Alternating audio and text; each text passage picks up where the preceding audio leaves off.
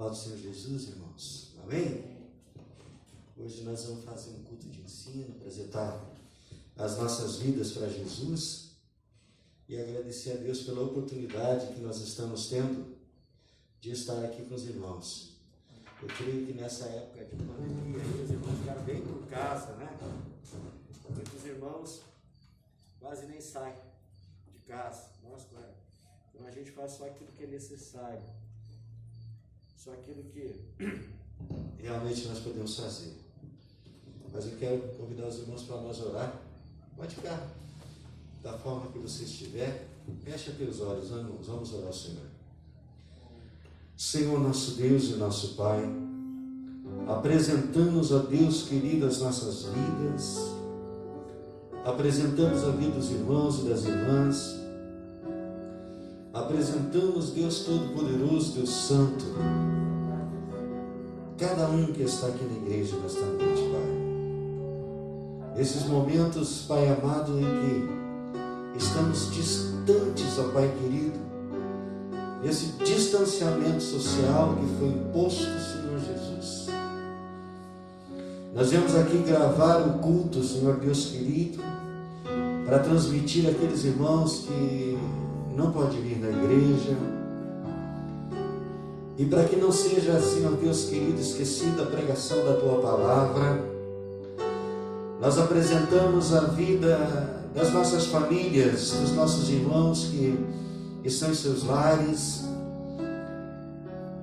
pelas doenças, Pai, pelos doentes que estão, Senhor Deus, hospitalizados, por pessoas que precisam, Senhor Jesus, da Tua presença. Nós vamos aqui estender, Senhor Jesus, as nossas orações, para que alcance, Senhor Jesus, queridas famílias, pessoas que necessitam da Sua presença, Pai. Queremos te agradecer pela oportunidade de estarmos aqui mais uma vez. Abençoa, Senhor, as crianças. Preserva as crianças. Preserva, Senhor, as famílias. Aqueles que já estão idosos, Senhor Deus querido. Guarda, Senhor Deus poderoso, debaixo das Tuas asas. Pai, não deixa faltar o alimento, não deixa faltar a saúde. Não deixa faltar o Teu amor, ó Pai. Nos abençoe, Senhor amado, e nos guarde de todo o mal. Que os irmãos e as irmãs que estão aqui nesta noite, nos ajudando nesta gravação de culto, sejam alcançados pelo Seu poder e pela Sua graça. Ó Deus Todo-Poderoso e Santo, nós Te louvamos e bendizemos o nome de Jesus. E cremos que o melhor de Deus ainda está por vir. Em nome do Senhor nós agradecemos. Aleluias. Glória a Deus. Pois bem, meus irmãos,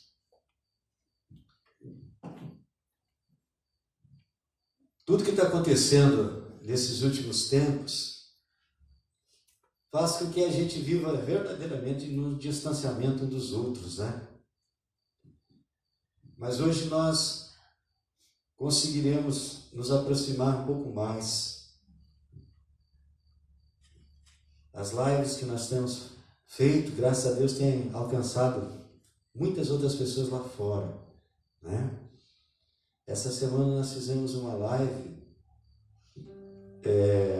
juntamente com algumas outras pessoas, e foi alcançado alguns milhares de pessoas através daquela live, né? O assunto era espiritual, era sobre igreja, com representações de segmentos espirituais. Eu tenho certeza que pessoas foram alcançadas, né? Alcançadas pela graça de Deus. Então, que bom rever os irmãos.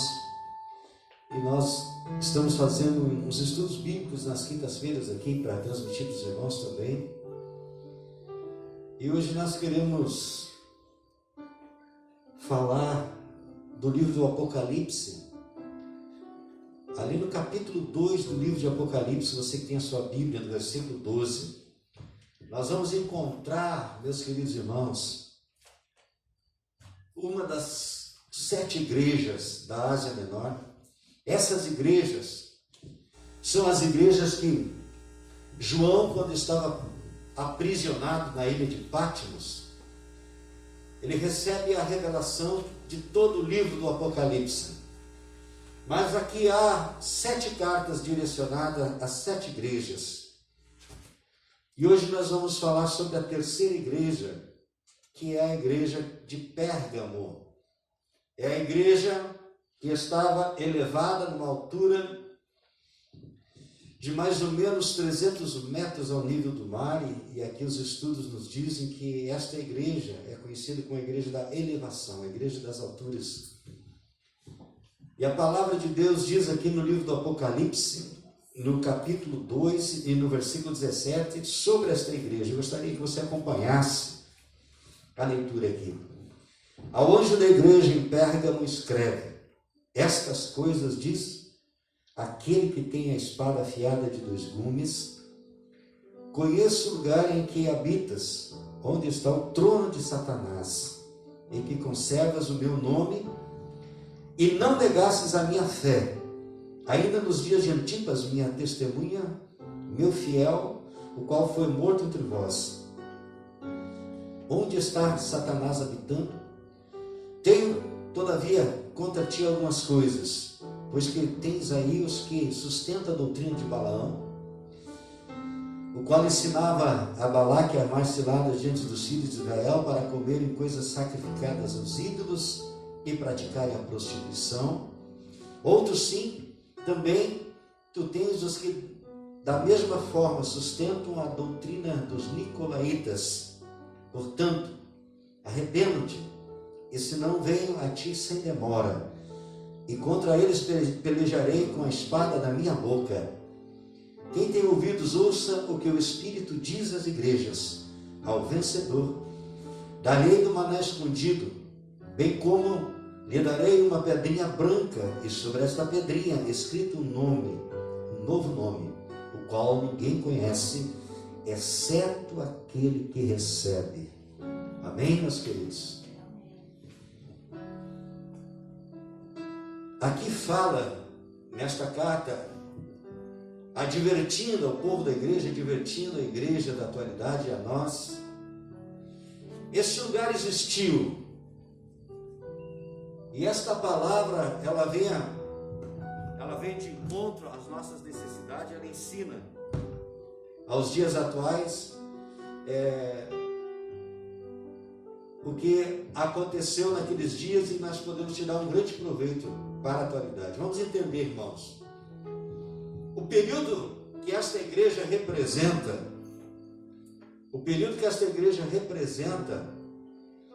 ela vai do ano 323 até o ano 538 depois de Cristo. Essas representações, irmãos,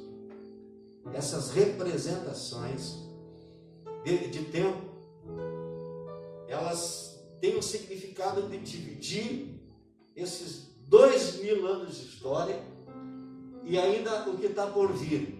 Então, essa igreja em Pérgamo, ela tem esse significado.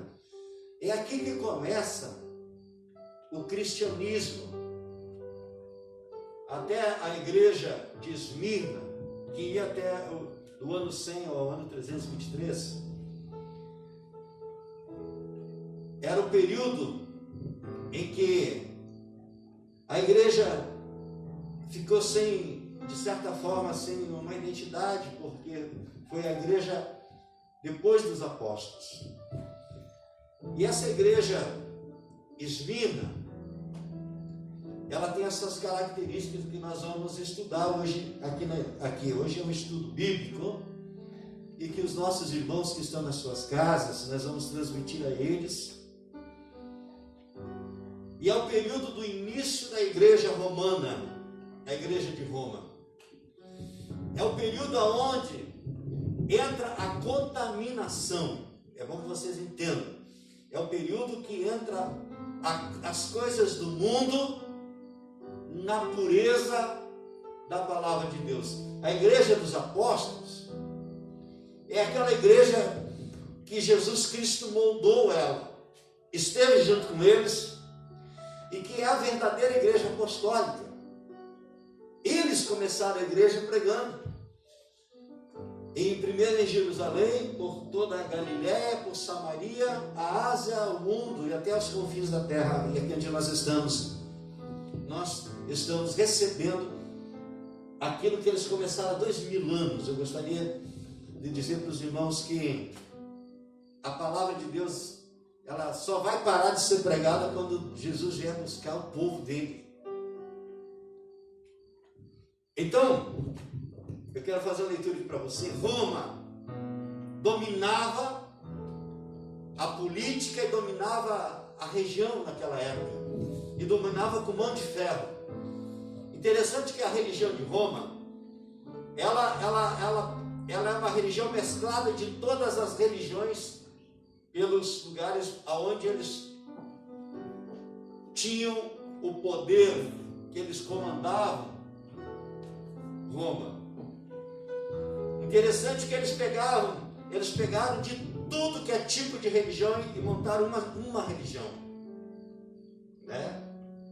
O que nós vamos encontrar da antiguidade da igreja de Roma? A igreja de Roma, ela passou a idolatrar os deuses de todas aquelas regiões, porque cada nação, cada lugar tinha o seu próprio Deus. E a igreja romana, ela, para poder trabalhar de uma forma religiosa, ela introduziu isso dentro da igreja, né? Então aqui é o início da igreja. Roma conseguiu infiltrar-se dentro do movimento judaico-messiânico. O que era o movimento judaico-messiânico? Eram os judeus seguidores de Jesus. Eles chamavam de Yeshua, como eles conhecem Israel e nós também conhecemos. Então, eles conseguiram, tanto é que depois nós vamos entender o porquê, essa infiltração dentro da igreja, ou seja, dentro do judaísmo, trouxe para o judaísmo uma idolatria. E aí é que surge o cristianismo. Então, porque o cristianismo ele só foi surgir no 3º século depois de Jesus. Ou seja, quase 300 anos é que começa o cristianismo. Quem impõe o cristianismo? A Igreja Católica Apostólica Romana, né? Porque até então, só para vocês entenderem, ninguém conhecia o que era o cristianismo. O cristianismo começa a surgir aqui em 323, depois de Cristo. Olha o que diz aqui. Roma conseguiu infiltrar-se dentro do movimento judaico-messiânico, ou movimento nazareno, porque os que seguiam Jesus eram conhecidos como os nazarenos, os seguidores de Jesus de Nazaré, com recompensa, éditos, dogmas e promessas de cargos eclesiásticos do governo. Então Roma chega lá, domina a região, domina Israel. Vejamos que a nação de Israel no ano 70, ela foi invadida pelos soldados romanos, por Tito, ele era um general romano, e eles destruíram Jerusalém, eles destruíram o templo de Herodes, e levaram os utensílios, mataram os judeus, e em consequência da invasão deles, Roma dispersou o povo hebreu por toda a Europa, por toda a Ásia, e destruiu o templo. Se nós vamos ver, o templo está destruído até os dias de hoje.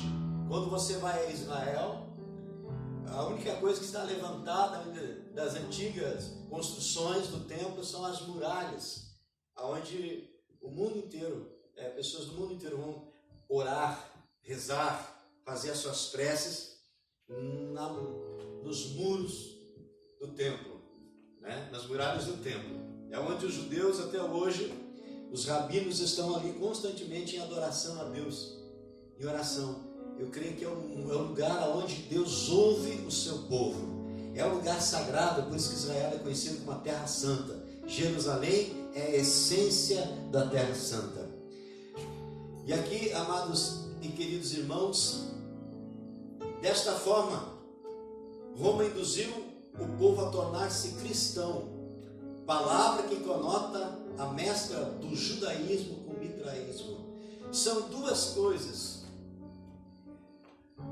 O cristianismo até então, Jesus ele não era conhecido como Cristo.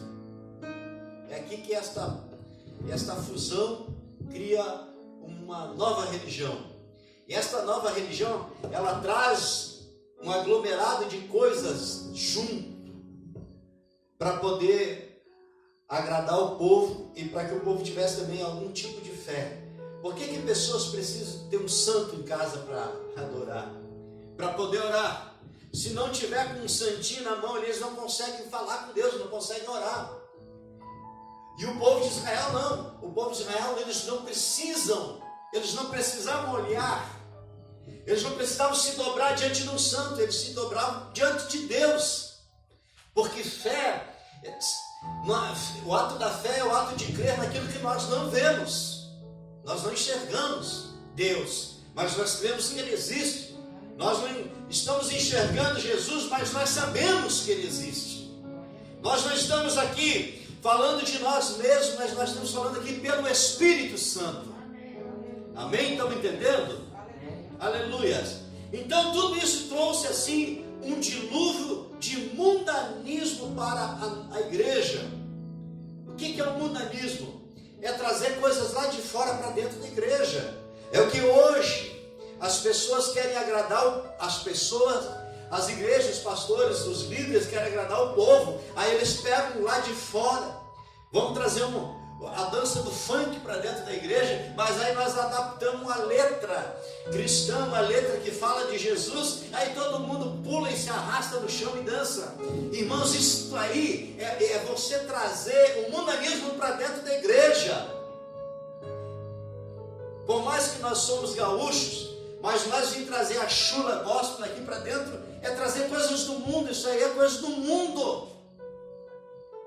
E muitas igrejas, irmãos, muitas igrejas, porque é tradição, mas a tradição não nos levará a Deus. Aquilo que é santo sempre será santo, mas nós queremos muitas vezes pela nossa vontade profanar as coisas de Deus. E o que é que aconteceu com a essência de Israel, com a verdadeira igreja primitiva? Porque a primeira igreja na Bíblia Sagrada, pós Jesus, é a igreja de Jerusalém. Lá onde eles fizeram o concílio, lá onde eles tiraram os dogmas, as doutrinas. Quem eram eles? João, Pedro, Paulo, Tiago e os demais apóstolos. Eles trouxeram uma nova dinâmica para a igreja. Então eles são a primeira igreja. E aqui estava nascendo a igreja católica 300 anos depois, mas não é a primeira igreja. A igreja primitiva é a igreja de Jerusalém, a igreja que estava em Éfeso, a igreja que estava em Esmirna, a igreja que estava em Pérgamo, que é a igreja que nós estamos estudando, a igreja que estava em Tessalônica, a igreja que estava em Corinto. Essas são as igrejas que surgiram. Essas são as primeiras igrejas, porque elas surgiram quase que numa forma sequencial em pouco tempo. Então aqui, nesse estudo, nós vamos entender o seguinte: essa nova religião, surgida depois de 323, ela traz para dentro da igreja a política, o poder papal, o poder do bispo de Roma. Porque em cada localidade, em cada região, em cada grande cidade havia um bispo. Mas de repente o bispo de Roma se sentiu superior e passou a comandar os outros bispos. Eles aceitaram isso. Mas para que isso fosse aceito, irmãos, houveram muitas brigas, muitas guerras, muitas lutas, né? Porque foi na base da imposição à religião. Vamos entender que na época de Martim Lutero, quem contrariava o bispo de Roma era perseguido. quem tivesse um exemplar bíblico em casa era preso e a Bíblia era queimada. Mas que Deus eles serviam? Qual era o serviço daquele bispo? Eles vendiam papéis, chamados indulgências, papéis que perdoavam os pecados de quem tinha dinheiro para comprar. E quem tinha aquele papel e apresentava era intocável, mas custava muito caro. E quem se opunha àquela mentira, àquela falsa, era preso, condenado, queimado na fogueira, perseguido.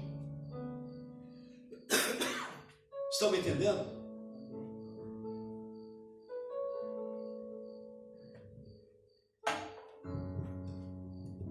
Então, isso tudo trouxe um dilúvio de mundanismo para dentro da nova religião. E como não podia ser diferente, moveu os marcos antigos, adulterando os princípios previamente estabelecidos pela lei de Deus, que está na Torá, que está nos 5 primeiros livros da Bíblia, como nós conhecemos, o Pentateuco. O próprio nome Pérgamo, a terceira igreja aqui da Ásia Menor, significa elevação. É um parecer. Por que elevação? Porque muitas vezes nós queremos elevar as coisas do homem. Esse período da igreja pode ser considerado um período negro, porque foi esquecida a essência verdadeira da Torá, como nós conhecemos da Bíblia, do princípio bíblico, dos princípios da Bíblia, do início ali dos 5 primeiros livros. Roma autoproclamou-se, olha só, Roma, o bispado de Roma autoproclamou-se supremo. A expressão elevação também traz a ideia de acrescido, como uma massa de trigo por causa do fermento. Ou seja, se inchou, se achou e se impôs. Nesse caso, irmãos, nós vamos entender que isso é o signo do pecado. A expressão elevação também traz a ideia de acrescido como uma massa de trigo por causa do fermento. Nesse caso, o crescimento traz o pecado e o pecado leva à destruição. Aqui nós entendemos que esta igreja, olha que diz aqui, no versículo 13 do capítulo 2 do Apocalipse, diz assim, conheço o lugar em que habitas, onde está o trono de Satanás, e que conservas o meu nome e não negastes a minha fé, ainda nos dias de Antipas. Irmãos, o que está dizendo? Onde é que fica o trono de Satanás? No inferno. Onde está o trono? A Bíblia diz que Satanás é o príncipe das trevas. A Bíblia diz que ele é o rei deste mundo, porque as coisas do mundo são mundanas. Ele é um mundano. As coisas de Deus, elas são sagradas, mas nós vivemos no mundo, mas nós não precisamos nos submeter a isso. Até porque eu e você estamos aqui de uma forma passageira. Amém? Estão entendendo, irmãos? Amém. Glória a Deus. Glória a Deus. Amém. Depois os irmãos vão assistir em casa. Então, estendido o período até o ano 538, quando Roma atinge a supremacia papal. Então ela leva aí, irmãos, 200 e poucos anos para se impor. Então uma coisa, ela começa hoje, mas não se impõe agora. E essa imposição gerou muito derramamento de sangue, muita prisão, pessoas desapareceram, muitas perseguições ocorreram. Então, o período de 538, quando Roma atinge a supremacia papal, derrotando os últimos 3 poderes que, de forma eficaz, se opunham a Roma. Aqui, quais eram os 3 poderes? Isso nós só vamos falar, não vamos estudar eles não. Eram 3 frentes. Os ostrógodos, era um, os vândalos eram outros, e os érulos eram outros. Era eram 3 movimentos contra aquilo que Roma estava impondo na base da força. Então, o que diz aqui? Que eles levaram de 323 até 538 para atingir a supremacia, para criar o poder papal de Roma. Então, isso, meus irmãos, gerou com certeza muita luta, muita guerra, muita disputa. Roma anunciou oficialmente a supremacia do bispo de Roma sobre todos os bispos das outras localidades na Europa. Porque nesta época o Brasil ainda não era a nação brasileira, ainda não havia sido descoberto. E vamos entender aqui, olha aí o que diz no versículo 13, vamos entender na sua Bíblia. Sei onde habitas, que é onde está o trono de Ra-Satã. Ra-Satã quer dizer Satanás, ou Satanás. Sei onde habitas, ou seja, eles estavam dizendo que nesta época alguém se sentou numa cadeira e tentou tomar lugar de Deus. Amém? Você já ouviu aquela expressão? Vocês já ouviram, irmãos? Aquela expressão assim, o representante de Deus na terra? Quem elegeu ele?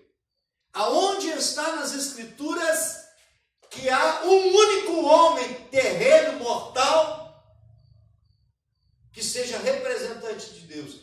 Todos nós aqui, pela fé, nós representamos Deus, né? Todos nós que pregamos a palavra de Deus, todos os irmãos, nós somos representantes de Deus. Por quê? Olha o que diz assim, olha o que Jesus diz. É simples de entender. Anote aí. João 14, 6. O que é que diz em João 14, 6?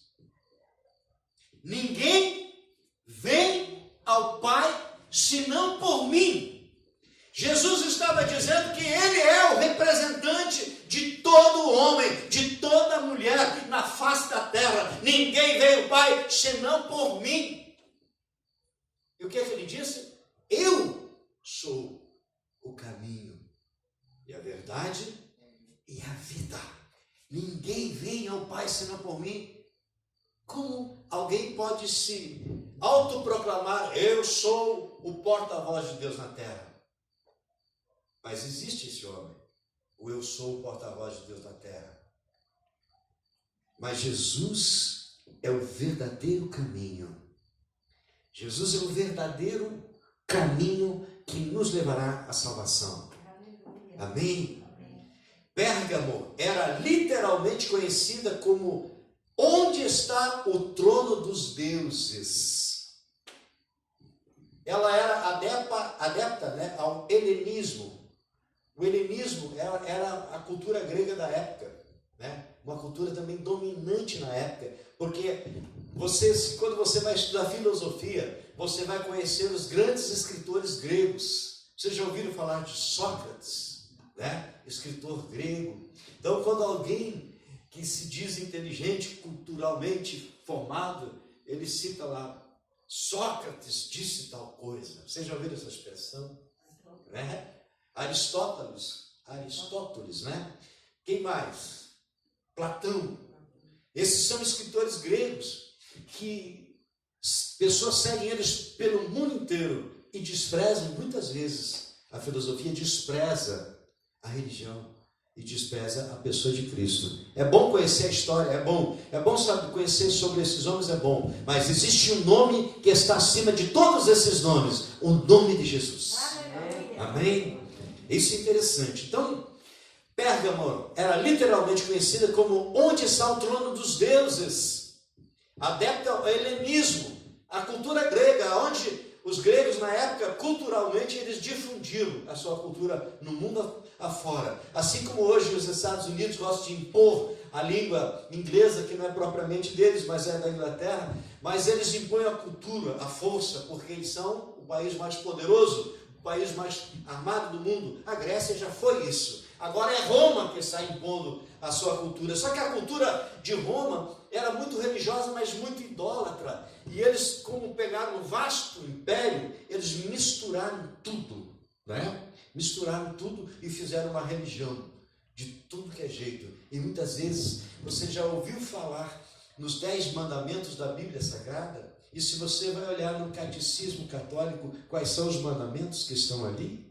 E muitas vezes nós, evangélicos, estamos comendo no prato deles a questão do domingo, a questão do sábado, a questão espiritual é a questão bíblica, a questão humana é a questão religiosa. E nós precisamos diferenciar isso. Eu quero falar aqui para vocês que esta cultura do helenismo era o centro das 4 grandes seitas da época. Pessoas que seguiam seitas na época. Deixa eu falar. A primeira delas eram os que seguiam Zeus. Vocês já ouviram falar Zeus? Zeus é um deus grego, né? Na mitologia grega, Zeus, ele é o pai de Hércules, aquele que é forte, que derruba árvore, arranca pedra, guerreia contra um exército. Vocês já assistiram aquele filme do Hércules? É só para vocês entenderem. Mas o Hércules era fortão, eu gosto do Hércules. Não, aquilo ali é uma religião. Aquilo ali era uma cultura religiosa. E eles acreditavam nisso. E que Zeus, ele era o Todo-Poderoso, era o Rei do Universo. É por isso que a palavra Deus provém da palavra Zeus. Eles trocaram apenas uma letra. Isso já é na época em que a Grécia, né? Vocês já ouviram falar dos grandes teólogos, né, da cultura grega? E essa teologia troca a letra e nós passamos a falar Deus, né? Deus. Mas começou como Zeus. Mas o verdadeiro nome de Deus, nós poderemos dizer que ele é Elohim. No plural, Elohim, e ele significa verdadeiramente o Criador de todas as coisas. Nós chamamos de Senhor, mas lá nas Santas Escrituras, nos originais, nós vamos entender que lá diz Adonai. Amém? E isso é as Escrituras Sagradas que dizem. Não é o pastor e não é a teologia que diz. Aqui, esta teologia, então, eles criaram seitas como os que seguiam Zeus, os que seguiam Dionísio. Dionísio, ele era um homem que escreveu o livro Religião. Ele conheceu muito a essência da religião e tinha os seguidores de Dionísio, mas que não seguiam a Deus, seguiam homens. Outros seguiam a doutrina de Asclépio. Mas quem era Asclépio? Vocês já ouviram falar de Asclépio? Sabe quem foi Asclépio? Asclépio, para mim, e segundo eu sei, ele era uma espécie de curandeiro. Curandeiro, né? Eu já vou chegar lá. E tinha aqueles que seguiam Atenas, que era um outro deus, né? Atenas, capital da Grécia, mas que oferecia vários deuses. Mas eu quero falar um pouquinho do Asclépio aqui. Anota esse nome, Asclépio. É um nome assim diferente, né? Eu até agora não ouvi nenhum Asclépio aqui no Brasil, porque é um nome antigo e é um nome envolvido, de certa forma, na cultura da época. Pessoas de todo o mundo iam peregrinar para lá em busca de socorro de Asclépio. O Asclépio, ele era uma pessoa que entendia da arte da medicina, da arte da cura, né? E aí é por isso que acontecia essa situação. Então deixa eu olhar aqui, ó. A principal era a seita de Asclépio dessas 4. Divindade da medicina, representada por uma serpente, a mesma encontrada nos logotipos das farmácias e das drogarias e da nossa medicina. Vocês já viram aquela serpentezinha enrolada numa árvorezinha nas farmácias? Aquilo ali é o símbolo de Asclépio. Entenderam? Isso é um símbolo pagão. A serpente representa Satanás, né? Vocês vejam assim que quando a introdução diabólica foi introduzido na sociedade, nas culturas, inclusive na palavra. Na Bíblia Sagrada há algumas introduções terrivelmente maliciosas, quando eles trocam o nome de um para colocar o nome de um falso no lugar do verdadeiro, né? O verdadeiro mesmo é o Deus de Israel, não é o Zeus. Estão entendendo? Até hoje tem seguidores de Zeus. Não aqui no Brasil, creio que não, mas na Grécia é forte esse segmento. Então, Pérgamo, nós estamos falando da igreja de Pérgamo, ela era edificada a mais ou menos 300 metros de altura em uma colina. Disso dizia seu nome. Ela era uma igreja de elevação. Nela também havia uma esplêndida biblioteca, nada mais, nada menos do que 2.000 volumes de livros. Para aquela época, você ter 2.000 volumes de livros, vejam bem, hoje é fácil você ir numa biblioteca e encontrar 2.000 volumes, mas há 2.000 anos atrás, a maioria das pessoas não sabiam ler e escrever.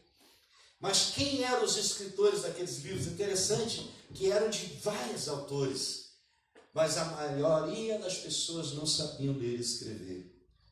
Isso que nós estamos falando aqui para os irmãos é histórico, mas a história da igreja,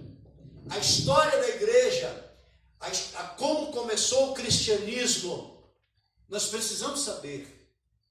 Porque o cristianismo não começou quando Jesus morreu. Porque quando ele morreu, quem foi pregado na cruz, o nome dele era Yeshua. O nome Jesus Cristo vai surgir nesta fase, 300 anos depois. Estão entendendo? É porque isso que nós estamos na igreja. Nós que somos cristãos, nós precisamos saber da onde vem o nome. E como surgiu o cristianismo. O cristianismo surgiu nessa época, no envolvimento da igreja e do envolvimento da religião. Tá bom? Amém? Está entendendo? Amém. Do verso 14, ali que nós lemos, Elohim adverte que, dentre eles, alguns lançavam enganos aos filhos de Israel, aconselhando-os que se prostituíssem e que comessem das coisas sacrificadas aos ídolos, sacrifícios direcionados às 4 divindades vigentes ali que nós lemos. O mais interessante é que Deus, Elohim, em sequência no verso 17, afirma que se eles arrependerem-se de comerem das iguarias idólatras, Elohim os daria como verdadeiro alimento um maná escondido. O que é o maná escondido, irmãos? É a essência, é a palavra de Deus. Olha o que diz aqui na Bíblia, na sua Bíblia, na minha, nesta tradução aqui, no verso 14.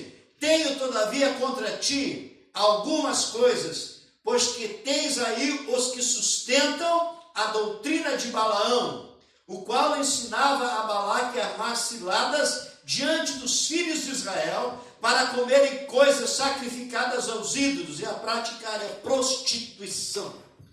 O que eram as coisas sacrificadas a ídolos? Irmão, às vezes as pessoas dizem, o irmão ali lá no centro de Umbanda, ali, o vizinho ali, é do centro de Umbanda, vai lá e faz um churrasco e vem vender churrasco para os crentes. Aí os crentes vão lá e compram um churrasco, chegam em casa, tiram o espeto, botam na mesa, enche a barriga.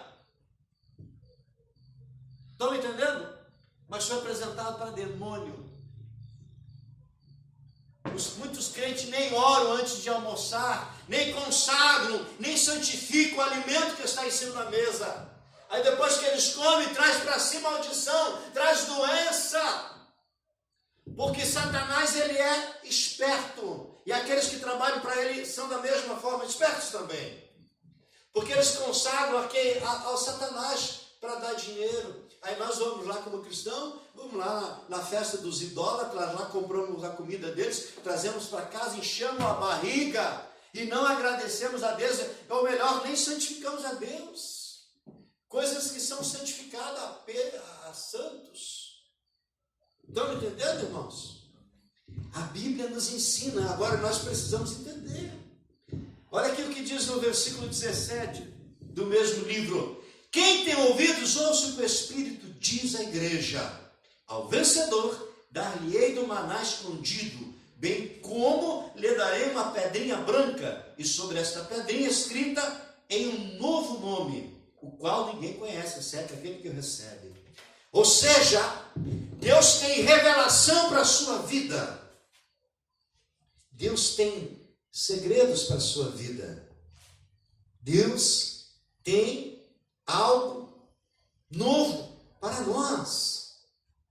Deus tem algo novo. O que é o maná escondido? Deus tem algo somente para aqueles que são dele. Tem revelação que Deus ainda não nos deu. Tem segredos que Deus ainda não deu para nós. Então, irmãos, nós precisamos vigiar, para não sermos condenados com o mundo. Então, o maná escondido, irmãos, é a essência de Deus, é algo que Deus tem somente para aqueles que vão ser salvos. Então, as pessoas muitas vezes servem o diabo e de uma forma indireta, de uma forma inconsciente, mas estão servindo. E nós